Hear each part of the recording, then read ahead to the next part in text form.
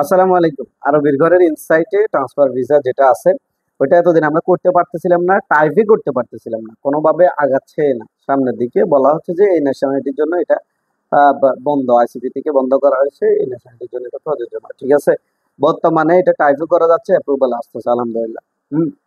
100% হচ্ছে, মানে সবগুলো হচ্ছে এরকম জানি না, কারণ আমরা তো করতেছি একটা দুইটা মাত্র।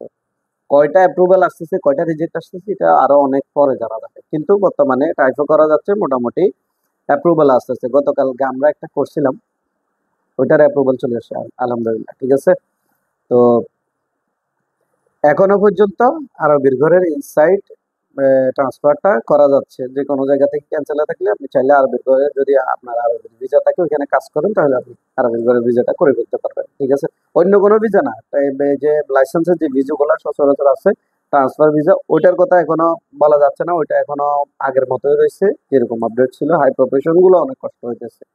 দ্বিতীয়ত, আপনার পার্টনার ভিসা, আবুধাবির পার্টনার ভিসা, 4 জনে মিলে লাইসেন্স করে এক লাইসেন্সে 4 জনের পর্যন্ত ভিসা করে ফেলতে পারবেন, এতটুকু।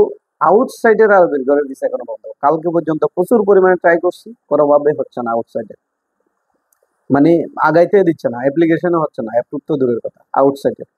তো এই ছিল বর্তমান আজকের আপডেট। আগামীকালকের আপডেট ইনশাল্লাহ আগামীকালকে জানানো হবে।